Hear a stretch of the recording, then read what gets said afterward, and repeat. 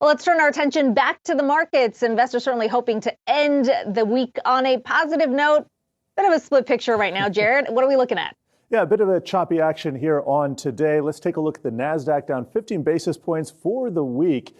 We can see it is down about 1.7%. And taking a look at the Dow, up a little bit today. It's down about 22 basis points. Nothing to write home about. And I just want to talk about a Bank of America note about fund flows. We saw a huge weekly fund flow into equities. This was the fastest pace in about 8 months.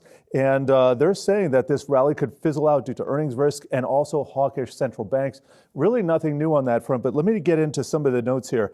Michael Hartnett over at B of A, he's writing that the U.S. 2s 10s yield curve is the most inverted since February of 1982, so that's a 40-year low. Inversion is the best lead indicator of recession in the past 50 years, but steepening is the best indicator recession has begun a pivot, and that is imminent. So we haven't gotten that inflection point to the upside. For now, they're saying in the next year, it's going to be bonds in the first half of the year. That's going to be the story, meaning that rates will decrease, and then we'll see stocks get some love later in the year. Bottom line, that's still next year. And let's take a look at some of the retail sector. And first, this is a price action in the sector action today. We can see consumer discretionary really taking on the chin. It's down 3% this week. And if you're keeping track, it's also the worst performing sector of the year. Now, here's our retail sector, and I want to go over some earnings here. We do have Gap earnings, and let's see if I can find that. It's up 8.4% for the week. Here is a one-year look. And for Gap, they did beat on sales. Wells Fargo saying that, and by the way, they hold it with an equal weight price target raised to $12 from $10, saying